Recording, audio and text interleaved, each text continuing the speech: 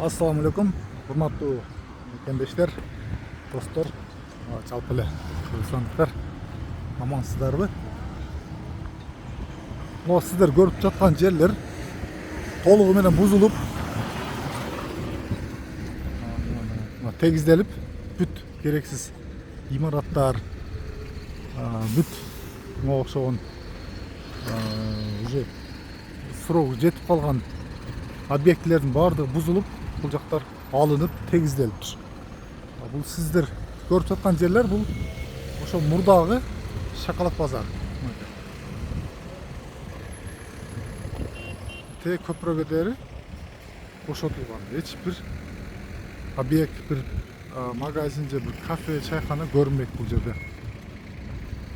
Бул ушул бүгүнкү күндүн учуру. Мынакей бүгүнкү учур.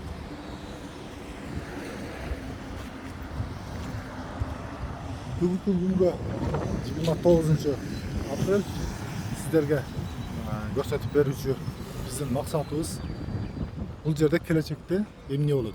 Азыркы жаңы мэр Жанар Акаев мурунку мэрдей болуп өтө тез, өтө бат бул жерлерди оңдоп түзөй алабы.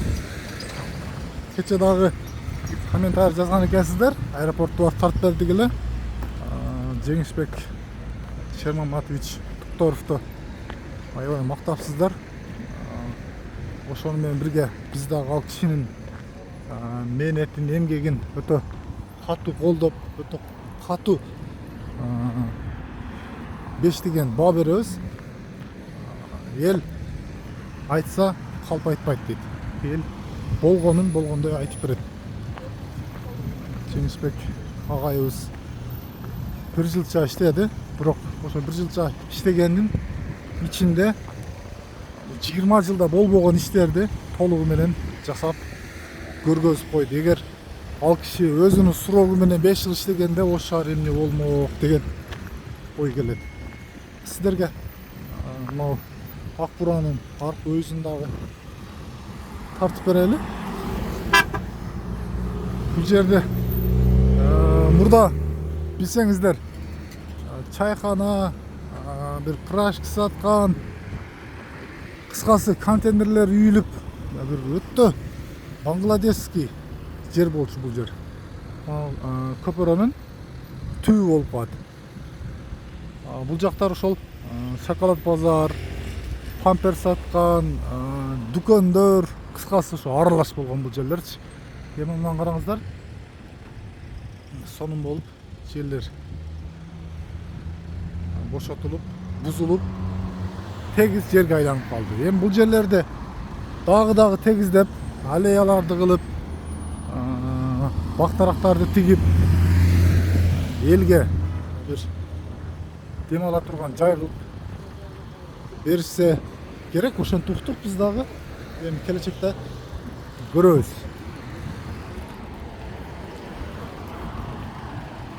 Ак Буранын аркы өзүнө өтүп дагы сиздерге Ак Буран тазаланган жерлерин көрсөтүп берели. Мынакей Ак Буран.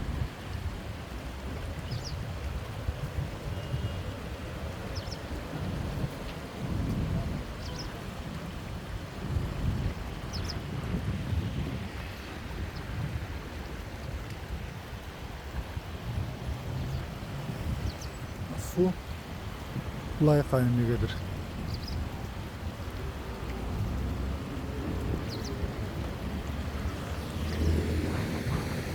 Базардан эчтеке калган эмес. Базарды толугу менен талкалап бузуп алып, бир эле ошол мусурлары, таштары, бетондору калыптыр.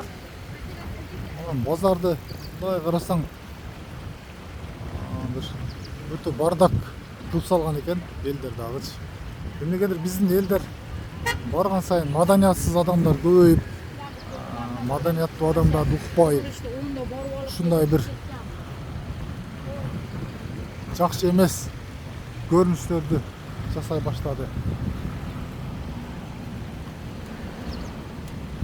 Азыр мисалга эле алсак, мына көпүрөнүн түгүнө базарчиктер болбосун, эстеке сатылбасын, көптеген мыйзамдар кабыл алынып иштеп жатат, бирок ага карабай элдер өз билемдик менен каалаган нерсесин алып келип бул жакта сатып жатышат. Укук коргоо органдарына же баш ийбейт. Азыр эми эмне болуп атат? Күчкө салынып элдердин ошо товарларын жүктөп алып ошентип жок кылып атат, ошентип токтотуп атат. Анан бул жака карасаңыздар, могу жерде жол кеңири мисалы. Анан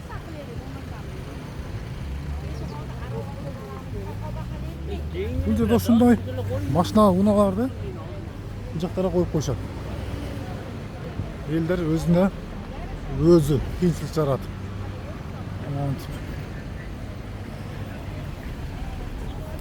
Нөмөрлөрүн сатып бул жакта.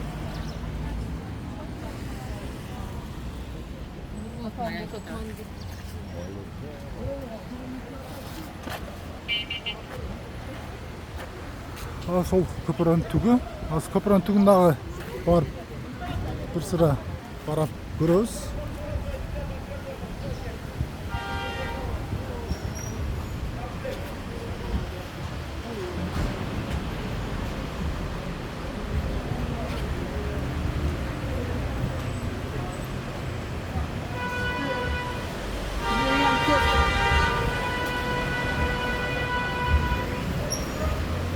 Башаламан, бүт башаламан бул жер.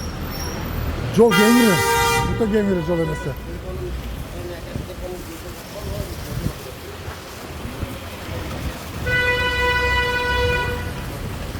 Бул жак ошол Алишер Набай атындагы жаңыланып жаткан парк.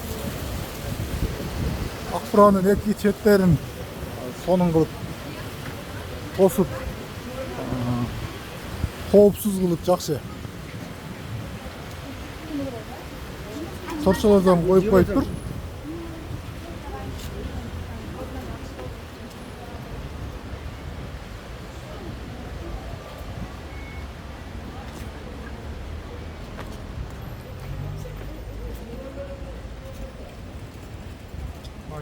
Алишер Набай атындагы сейил бак.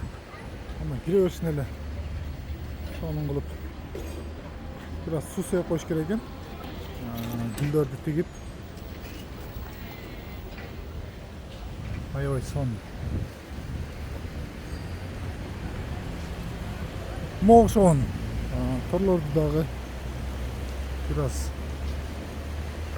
сылаа бере экен. Мындай карасаң сипилдеп жука профилдерден жасалган. Канча дагы жаш балдардын коопсуздугу үчүн жакшы жасалган деп ойлойм. Газондар жаңадан тегилип.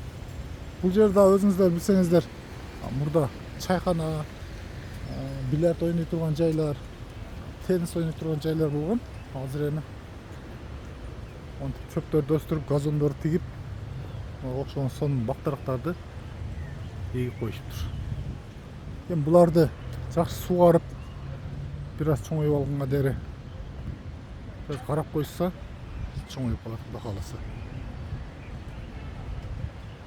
Мына парктын аябай салкын. Элдер көп.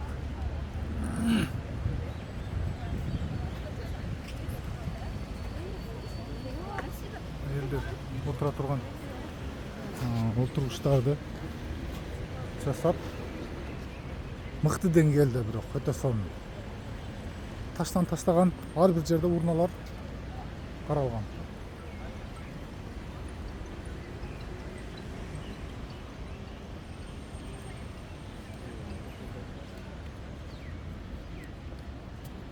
Onda кичинекей фонтанчиктер бар.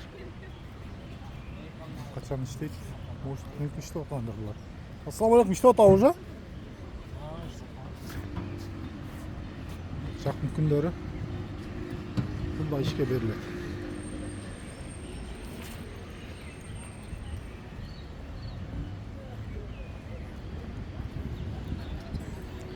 Эң башкысы баарыңыздарды маданияттуулукка, тазалыкка чакырабыз.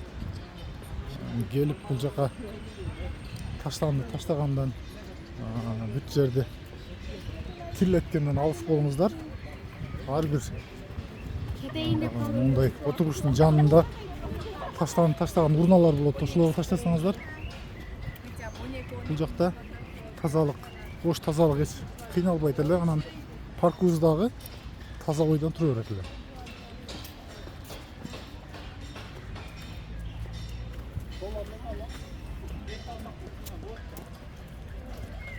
Иш соңуна жетейин деп калган. Az günün içinde Kudayım buyursa bütün palattan da olgun.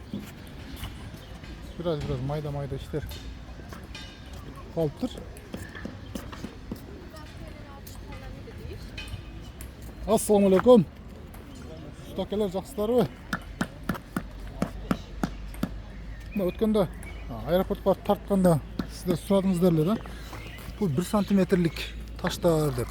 Мынакей таштың қалыңдығы 4-5 сантиметр шығат бұл. Ешқандай 1 сантиметр жарылып кетет, сынып кетет деген нәрсе жоқ бұл жерде. Таман таштардағы өте сонун, өте жарқырайды. Азыр бираз ошо майда иштер калган. Бирок жакында бүтүп калса булар дагы. Бүгүн бүтөсүңөрбү? Ustalar öte көп паркта öte тездик менен öte бат иштеп тезирээк тапшырып бергенге аракет кылат экен. Могу жактарга дагы сонун кылып мындай кире бериш түркүктөрүн коюптур. Кеттен бул да бүтүп калса ичине кирип сүрөккө түшүп жүрө бересиңер. Кыз жигиттер, подружкалар, педрушкалар дегендей.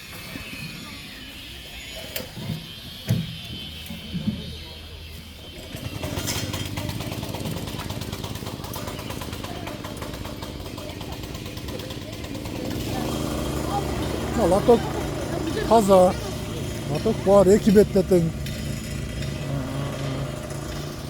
Уже жашылдандырып, бул жактарга газондорду эгип, могу жактарга уже сугарып баштаптыр бул жакты. Анан мынага окшогон селкинчелектер, каруселдерди дагы техника безопасность Ошмер өзү келип карап чыкса. Будан былтыр өзүңүздөр билгендей бир кыз жыгылып ушул жерде каза болуп калган. Мындай каруселдерди контрол кылган адам бул жерде жок. Ошон үчүн бир кыз бул жерден каза болуп калды. Өзү негизи парктын ичине булардын кажети барбы өзү? Булардын өзү ушундай жерлерге коюлганы дуруспу? Комментарий жазып кетсеңиздер.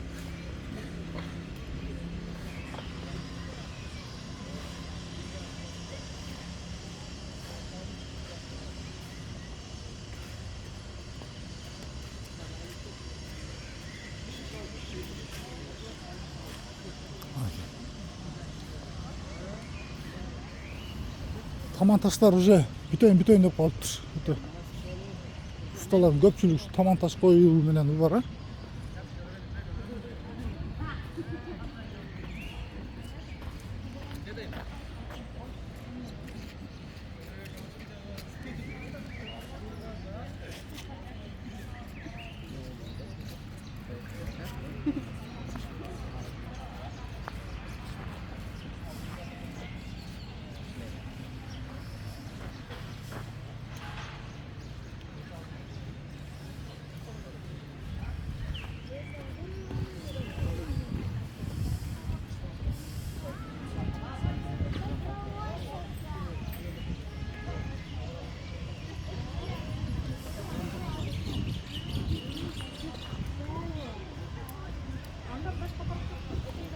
Ошо магазиндер дагы мурункудай жүдөгөн бир кыйналган магазин көрүнбөйт. Жаңыдан жаңыча стилде бар окшош болуп курулган мынакей бардыгы. Те башынан бул баары. Көп эмес мурункудай. 1 2 3 4 5 6 6 magazin var. Эми 6-ны 2-ге бөлсө 12 адам бул жерде кызмат көрсөтөт. Мунан уже даярдап коюптур. Жаңы койгонбу же краскалаганбы же жууганбы жаңыдай.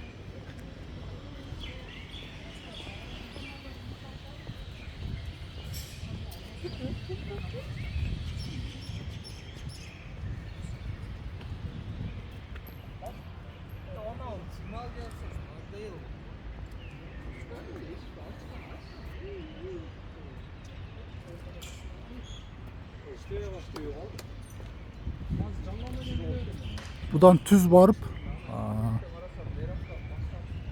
парктын эртегине чыксаңыздар, Караванский жака чыгып каласыздар. Бизди колдой беретинде катталып элек болсоңуздар, катталып кетсиңиздерди суранып калат элек. Бизге чоң жардам болот эле сиздерден. Анан ой пикир жазганды унутпайбыз. Лайк басып колдой беретинде ыраазы болот элек. Жаңыча каруселдер дагы. Таман таштар ушул жерге келген. Бирок могу жерде бул лестницаны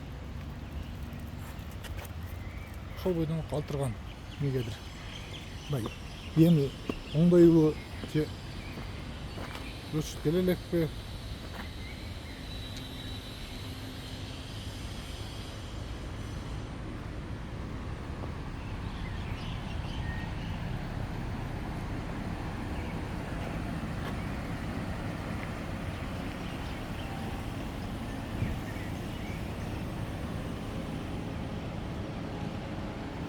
Азыр бул паркка киргенде могу жакта жана сиздерге көрсөткөн көпүрө аркылуу киресиздер.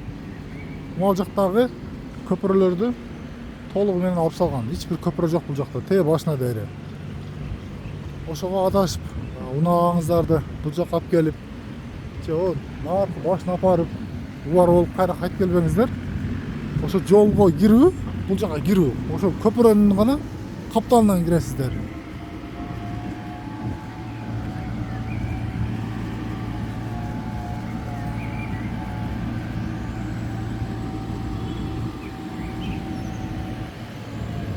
Акбура азыркы учурдагы тазаланган Акбура. Бирок мурунку мэрибиз Жеңишбек Токторбаев агайыбыз өтө бир колу жеңил, өтө чоң, көптү билген, өтө бир азамат кишкен, патриот деп эсептейм андай кишилерди. Андай кишилерди азыр табышы да кыйын. Ошондо бир келди, унутулгус иштерди көрсөтүп, өтө тездик менен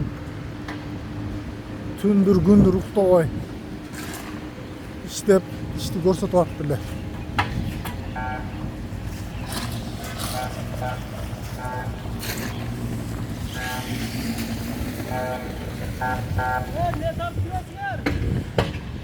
Оу, YouTube'га.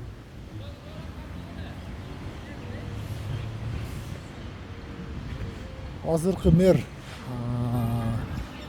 кандай иштейт? Убакыт өз көрсөтөт бүт баарын. Бирок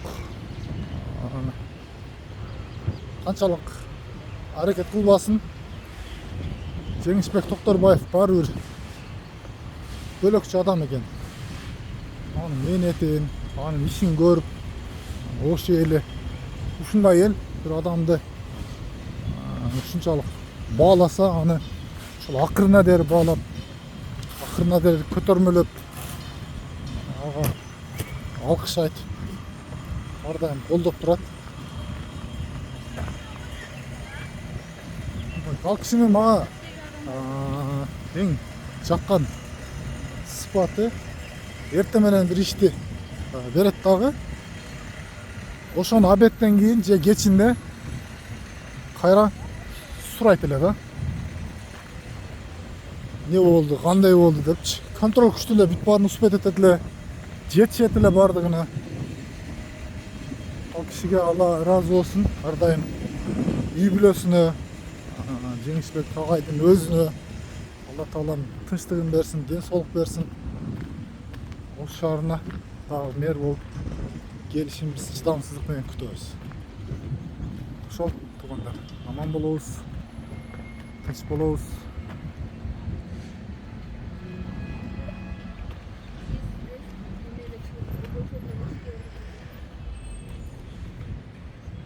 Гүлдөрдүн да түрүндө көп болгон.